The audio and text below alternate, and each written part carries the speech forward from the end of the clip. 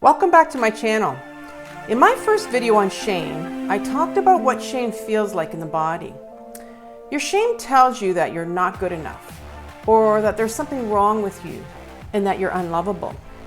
So, shame is toxic in the body. It greatly affects our self-esteem and causes us to be so self-critical. Everything negative that we feel about ourselves is caused by our shame. But where do these thoughts come from? Have you ever wondered about that?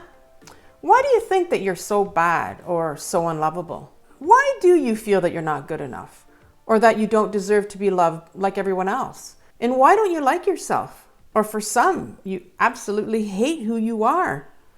Why do you feel like there's something wrong with you? In this video, I want to explain to you why you feel this way about yourself. I will tell you, you're not a bad person, even though you're convinced that you are.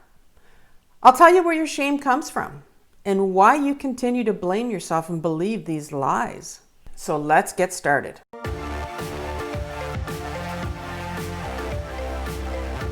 Thanks for being here right now because I care about what you are working through. My name is Carol and I'm a life coach from carolcares.com who helps all teens and young adults work through their mental health challenges. If you are thinking about self-harming right now, please hit the video link above at any time during this video. Shame is the one emotion that everyone has, but no one wants to talk about it.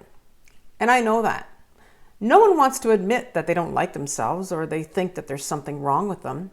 And I also know that if I stand here and tell you over and over that there's nothing wrong with you, that you're a lovable person and you are worthy of love, you still will have great difficulty believing me. And I totally get that. I can't tell you how long it has taken me to get to a place where I just started to like myself just a little bit. I always felt that there was something wrong with me. I couldn't understand why so many people in my life let me down and why nobody liked me. I lived this way pretty much all my life. And I'm going to be really honest with you right now. The only way I was able to like myself just a little bit and feel that I wasn't so bad after all was by learning how to release the shame I had in my body. I didn't know I had it. And when my trauma coach began to help me out with it, I began to realize that I had a ton of it. And I think you are probably in the same place where you're sitting there, you're saying to yourself, well, I don't even know what shame is, and I don't know if I have it. It's easy to describe emotions like anger or fear, but shame? So this is where I want to start. I think you have an idea of what it is if you've watched my first video. Shame is really that feeling of there's something wrong with me or I'm just not good enough. It's that feeling that comes with not liking yourself. And like I said in my first video, it's just a really shitty feeling that you have about you. And that's shame. So the big question that I want to tackle in this video is, where does shame come from? I want you just for a minute to picture a baby. For the most part, they're happy when they're fed, loved, and their diapers changed.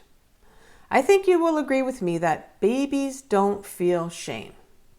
I don't think they know that emotion yet. So how does a baby ever get to find out about shame? How does that baby in the earlier years get introduced to these feelings of, I'm not good enough, or I'm bad, or something must be wrong with me? Well, since the day you were born, you learned all about you from others. It makes sense, doesn't it?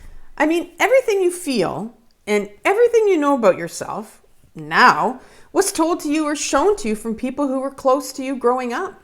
So these shaming messages that you feel about yourself were taught to you. You learn them from parents, your teachers even, older siblings, friends at school, maybe an aunt or a cousin. They're all people that were close to you. And remember, when you were very young, you were so vulnerable and you believed what other people said. You didn't know any different.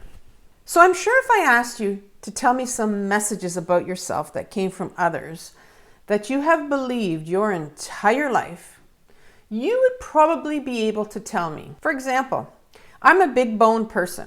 I can't tell you how many times people have made reference to my body size all my life.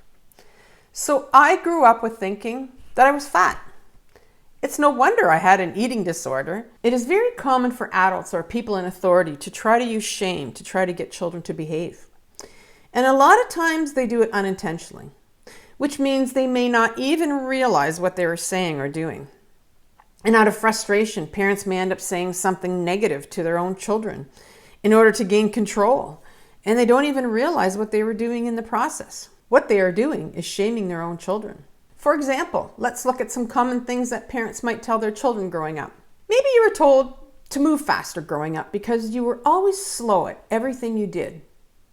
And maybe you took a long time eating your meals, or you were scolded for talking too much, or for not sleeping enough, or even getting out of your chair all the time. Maybe you were told you were a spoiled child for wanting something you needed, or a bad little girl or a bad little boy for misbehaving or showing your anger. Or someone called you a crybaby for crying when someone hurt you. Maybe you were told to grow up when you dreamed of trying something new, or act your own age when you acted a little bit silly, or be tough when some bully was picking on you. Maybe you were compared to your siblings for not being like them, or to other students for not being as creative or smart or fast as them, or to other kids for not behaving like them. You know, why can't you be like Johnny? He is so well behaved. Or maybe kids at school made fun of you because you weren't cool enough, or you didn't wear the same clothes that everyone else wore. Maybe someone told you that you look funny when you cry. Or maybe some cruel person just said that you look ugly. Maybe you were punished for something that you didn't do or say. Maybe you were called a liar when you told the truth. Maybe you had things taken away from you. And some of you may have even been told that it was all for your own good. But the only thing it ended up accomplishing in the end was making you feel that there was something wrong with you. You felt ashamed of who you were. You felt ashamed of not being perfect or good enough. You felt bad and unworthy of others' love. And kids at school, they can be the worst. I know because I've heard it in the classroom as a teacher. Maybe kids at school didn't want to play with you because you're too smart, or you had funny looking glasses or different clothes. Then in high school, students can become really mean. Why do you think kids bully each other? Well, bullies have a ton of shame and they don't want it. So they try to give it to others because they want them to feel as shitty as they do. So these comments and experiences growing up would have shaped your opinion of who you were. But it's like you collected all these beliefs from everyone else and you made this one big story about you. That's how you came to know who you were. And today, you continue to believe this. It's your truth because that is what you learned growing up. But this is what I'm here to tell you today. This is not your truth. How can it be? These are lies that were handed to you by other people. This is not who you are. This picture that you've created of yourself is one big lie. Your shame does not belong to you. Other people gave it to you, and you continue to believe it. And none of this was your fault. None of it. You didn't even ask anyone's opinion. They just offered it to you. And it didn't matter if it was true or not. You believed what other people said to you or about you because you were just a vulnerable child. You had needs and wants and feelings, and you weren't perfect. No one was. But people felt it necessary to remind you of that. And you know, you may not even remember today what others said or how others looked at you or how others treated you. But in your head, you've collected all these opinions about you. And you've made up this story about yourself that was based on what others around you thought. And you may not even know or realize that you've created this story about you. But it's not true because it's not you. You've developed this negative self-image because of the way that you were shamed by others. And you still continue to carry these shameful beliefs about yourself today. This shame is toxic. And it has to be released from your body so that you can start to discover the real you that's underneath all of it. When we have shame in our body, we can become so self-critical. And our deep shame affects our self-esteem, and it can be the cause of so much anxiety and so much depression in a lot of you. If you can relate to any of this, you have shame in your body. And I really want to help you release your shame so that you can begin to see who you really are, and not just some story that you created from others' opinions about you when you were very little. Can you see why it is so important to start to look at the messages that your shame is telling you and why you need to get it out of your system? This is why I say that shame is like poison in your body. Your shame was handed to you at a very young age, and the shame that you still feel now is the shame that you learned in childhood. You had no choice but to believe what others said about you because you were just a child. You wanted to please others, and all you wanted was love from others around you. And when you were told all these negative thoughts growing up, you believed them.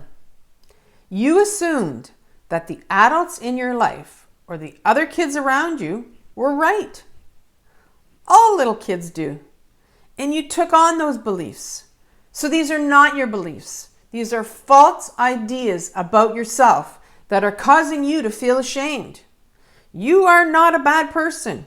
You are not an unworthy person. You deserve to be loved because you're lovable. I hope that you can begin to understand where your negative self-talk is coming from now.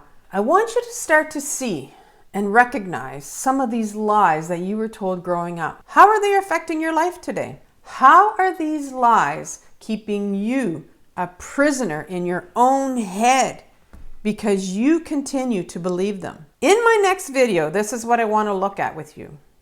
I want to discuss in more detail how shame can affect your behavior and your thoughts that you have about yourself.